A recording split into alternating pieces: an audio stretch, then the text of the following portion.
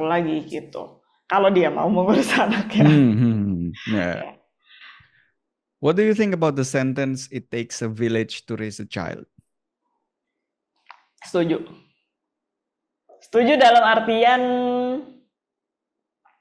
kalau buat gue ngeliatnya dari segi bagian fisikal lagi, Bay.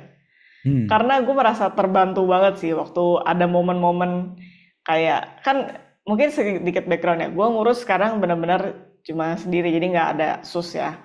Hmm. Em, di rumah juga nggak ada bonyok gitu. Jadi benar-benar gue suami sama anak udah bertiga doang gitu. Tapi ada satu momen tuh di mana nih anak nih rewel banget. Ada deh momen-momen seperti itu. Pasti ada di kehidupan seorang anak gitu. Beberapa kali momen seperti itu. Momen pertumbuhan. Nah di momen itu rewel banget kan. Nah gue merasakan sangat terbantu memang ketika ada orang lain di situ. Let's say nyokap gue. Either cuma sedikit jagain bentar aja gitu kayak supaya gue bisa makan dengan tenang itu udah kayak privilege banget loh makan dengan tenang akhir-akhir ini.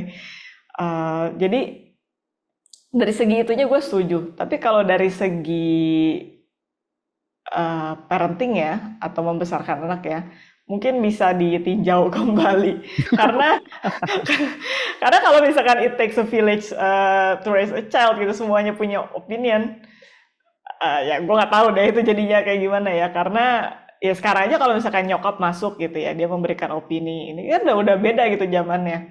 Kadang dia memberikan opini apa, gue baca di internet gitu kan, nggak kayak gini, ini tuh bukan kayak gini sekarang, udah nggak berlaku lagi kayak gini. Nah itu kan juga jadi perbedaan-perbedaan seperti itu kan, harus kasih pengertian lagi. Nah kalau lu harus memberikan itu perhatian, pengertian ke banyak orang kan ya juga itu melelahkan. Cuma secara fisikal Hmm. sangat membantu.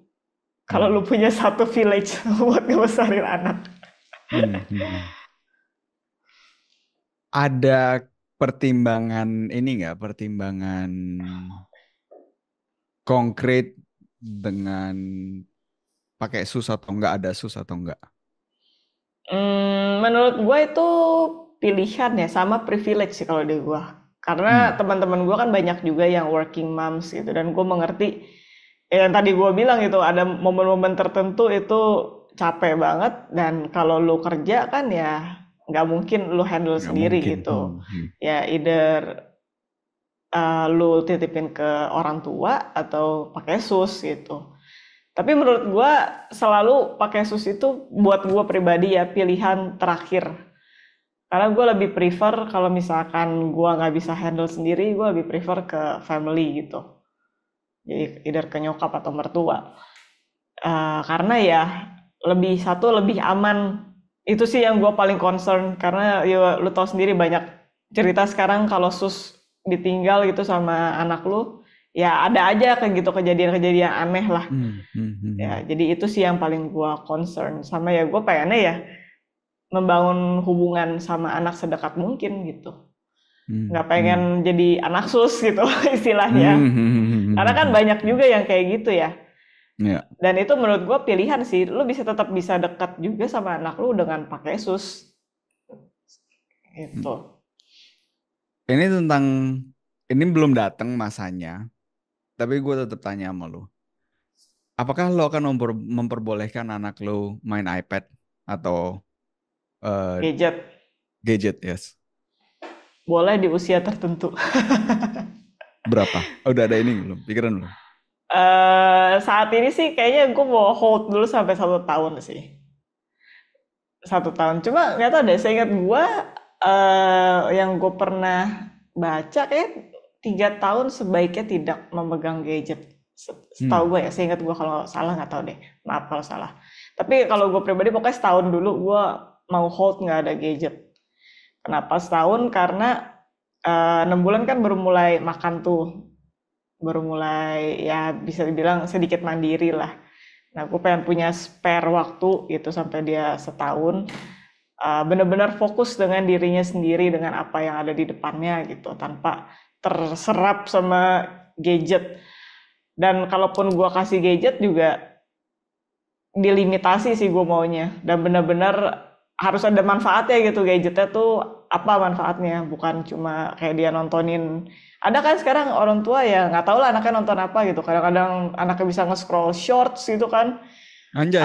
Anak sekarang kan pinter ya, dia bisa ngerti nge-scroll gitu kan. Kalau lu bukain YouTube, dia buka Reels atau Shorts, Reels di IG gitu ya. Kan dia tinggal nge-scroll doang, dan lu nggak tahu kan dia nontonin apa gitu. Hmm. Dan jadi nggak fokus. Gue sih paling concern sama masalah fokus sih. Itu gue pribadi tuh menurut gue itu satu hal yang sangat menakutkan loh. Karena satu, gue aja sebagai manusia dewasa masih menemukan diri gue udah kayak orang goblok gini aja gitu. Dan Nggak sadar spending like kan? gak sadar berapa lama. Dan meskipun sadar betapa sulitnya, gue nih yang bisa nentuin nih. Gue yang bisa menentukan, mengambil keputusan sendiri gitu ya. Aja tuh masih kesulitan untuk bilang oke, it's enough, sekarang udah gitu loh. Ini gadget nih masih nyerap, gue tadi setuju dengan kata lu, masih nyerap gue banget gitu loh. Nah, Hmm, gimana kalau anak-anak yang I mean tema overstimulation aja gitu loh, yang hmm. dia belum bisa mengambil keputusan, belum tahu plus minusnya apa, belum tahu ininya apa, apa namanya, eh efeknya apa gitu ya. Jadi menurut gue pribadi itu sih salah satu satu hal yang sangat menakutkan karena gue sendiri juga takut akan hal itu gitu loh. Gue pribadi Hmm. sebagai Bayu gitu. Nah, Gue satu hal yang gue mengingatkan diri gue terus-menerus adalah tidak memberikan gadget pada saat makan. Karena kan hmm, kalau gue ngeliat sekeliling banyak banget yang makan tuh mesti pakai gadget gitu loh. hmm. Pertanyaan gue tuh why gitu. Why? Mungkin mungkin ntar gue ada masanya Keluar lagi gitu iya jawabannya. apa mungkin nggak tanpa sadar gue kasihin gadget juga karena udah frustasi kali anak nggak mau makan ya. Cuma Hmm. ya itu sih pertanyaan gue kadang-kadang ya kenapa mesti dikasih gadget gitu buat makan? Why gitu? Emang makan segitu tidak menyenangkannya untuk Hmm. seorang anak gitu. Hmm. Ya itu sih yang gue juga tertarik untuk mencari tahu. Cuma gue udah kasih tahu diri gue terus-menerus jangan kasih gadget pada saat makan. Dan yang gue juga ini ya apa namanya, yang gue juga interested itu tuh find out apakah semua ketakutan gue itu karena gue sekarang melihatnya dari kacamata orang dewasa, atau justru kalau semakin enggak sih, enggak percaya. Tapi gue finish dulu pikiran gue. Atau semakin dini lo membiasakan diri lo dengan gadget dan dengan stimulation ini gitu loh, bahwa dan itu akan dan itu nggak akan berefek negatif karena lo udah terbiasa dari kecil gitu. Ngerti nggak lo maksud gue? Hmm, Tapi sih kayaknya otak kita kalau yang judulnya evolusi mah bukan satu dua tiga generasi ya. Maksud gue itu juga, dan gue ngelihat pembicaraan orang-orang neuroscientist and so on, badan kita, physical kita memang tidak terdesain untuk mendapatkan stimulation yang sebanyak ini gitu loh. Sedangkan si stimulasi ini kurvanya jauh lebih naik daripada kecepatan kita sebagai manusia ini, badannya juga terevolusi dengan apa yang hal yang baru ini gitu. hmm. Karena kan ya faktanya adalah waktu zaman kita kan nggak ada gadget ya. Waktu zaman Yes. kita kecil. Nah, kenapa kita bisa tapi yang sekarang harus dikasih gadget gitu? Benar, benar. Itu gue juga nggak, agak kurang setuju. Tapi the more gue ngomong kayak gitu, the more gue ngerasa anjing ini same sentence yang orang tua gue juga mungkin dulu lakukan gitu loh. Ngerti nggak lo? Dulu gue waktu kecil kerja loh ini gitu loh. Dan sekarang gue udah mulai berpikir seperti itu loh gitu loh. Dulu juga gue main badminton di luar gitu. Koknya nyangkut di pohon gitu. Masa pakai gadget itu, Iya kan? bener kan sama kan itu kan. Dulu Iya. in my time.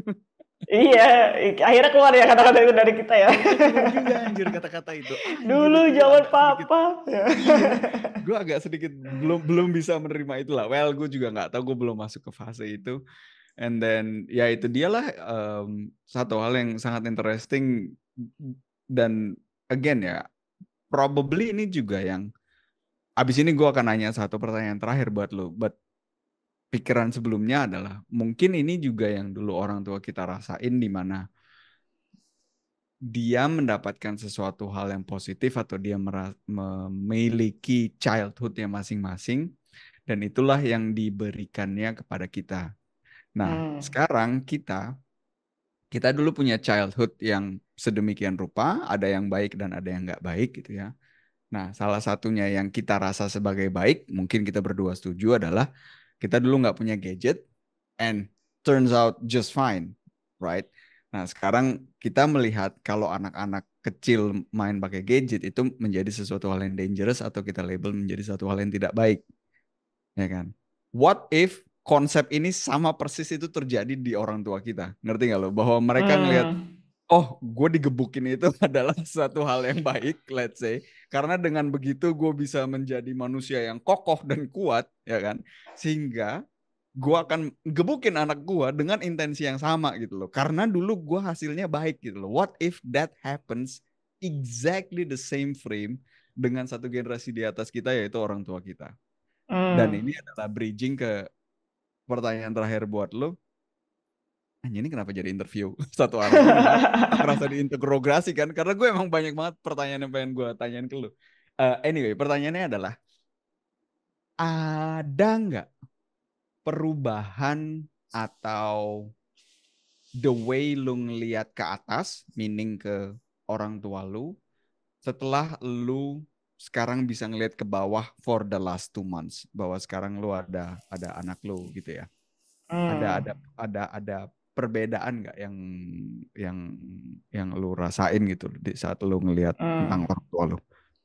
Kayaknya mungkin gue udah share satu hal ke lu, yaitu lu harus sungkem sama emak lu. karena karena gila, raising a child itu it's hard man, it's hard. Itu makanya Hmm. ya gue jadi appreciate gitu. Ternyata kayak gini loh, punya anak, rasanya punya anak gitu. Bukan cuma ngelahirin doang, tapi ya lu harus ngebesarin dengan segala cara gitu. Dan nggak ada cara yang saklek gitu buat semua anak gitu. Lu harus figuring out cara yang paling cocok buat lu kayak gimana. Eh, jadi ya itu sih, menambah apresiasi atau ya rasa terima kasih ke orang tua karena sudah membesarkan saya sampai sekarang. Ibu.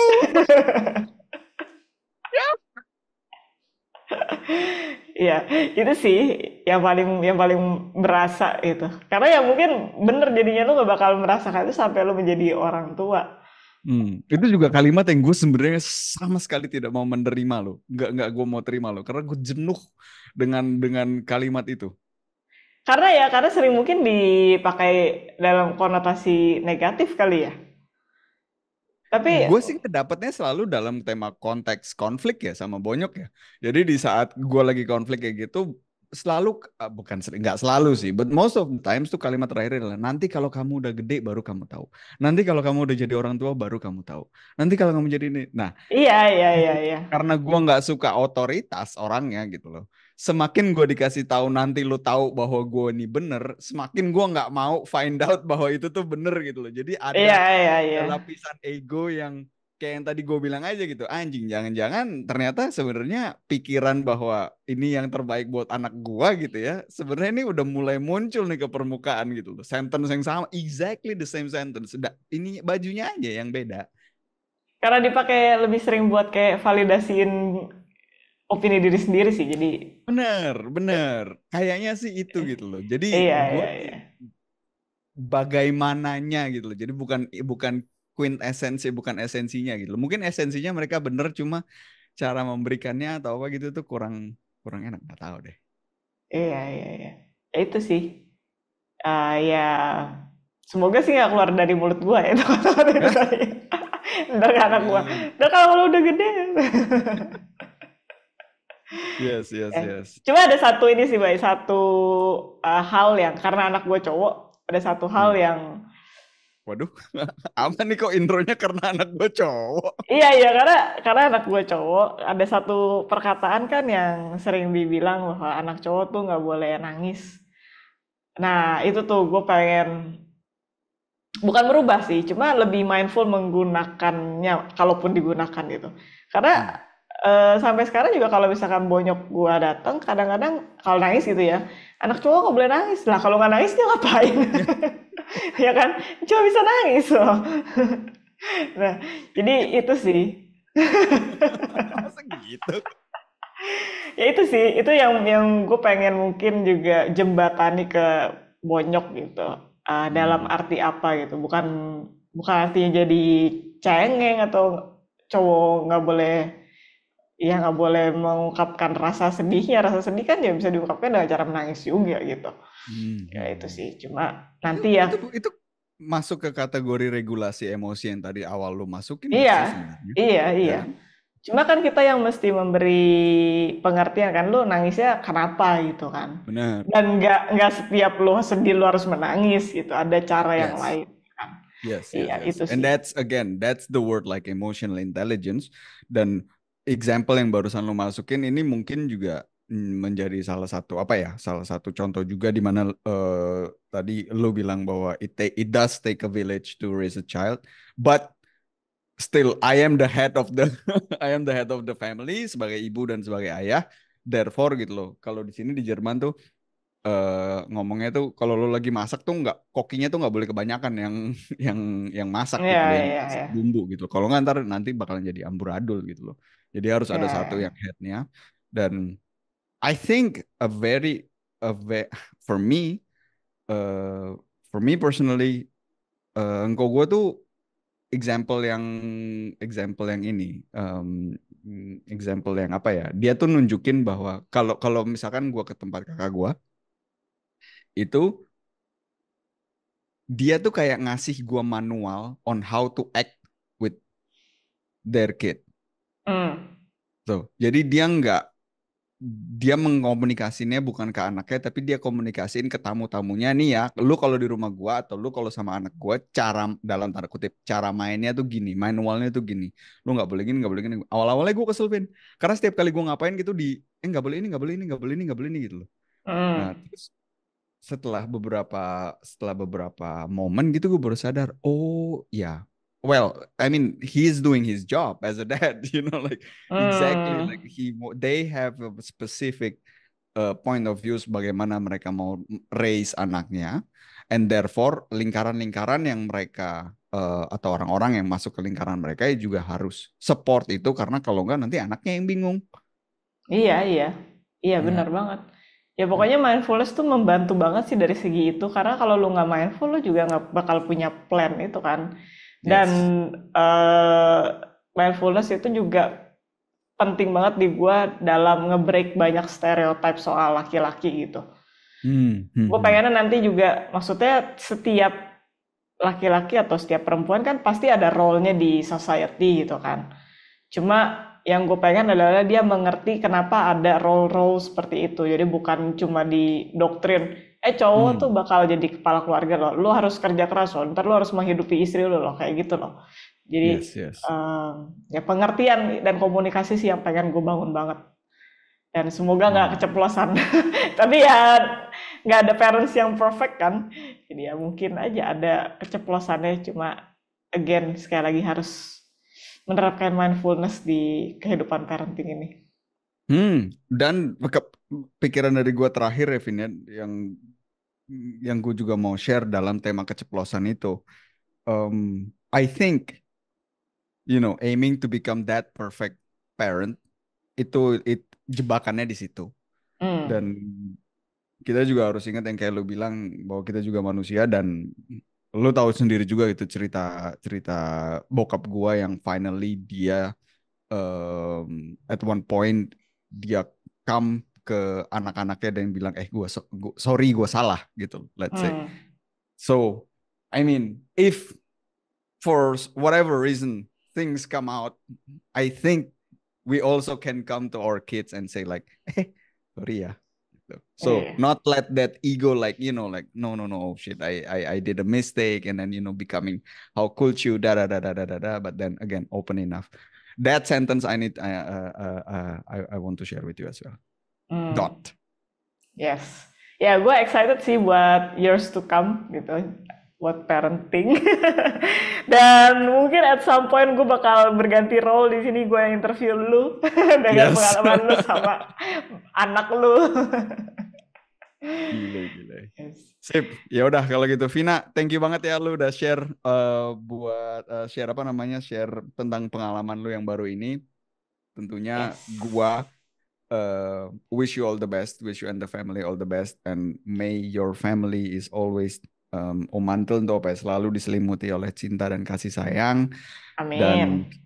all the best. Thank Thank you. Thank you juga buat Dah. teman-teman yang dengerin. Yes, dah. Bye. Hey guys, thank you udah ngedengerin episode podcast Asa Diri kali ini. Semoga episode tadi bisa memberikan nilai lebih dan value lebih untuk lo yang ngedengerin. Kalau lo pengen support kita, bisa dengan follow Instagram kita di @asahdiri.ind, subscribe YouTube channel kita di Asahdiri, dan juga bisa taruh review di Apple Podcast. Ingat juga untuk share ke teman-teman kalian dan terus asah diri. Karena berlian tidak bersinar dengan sendirinya.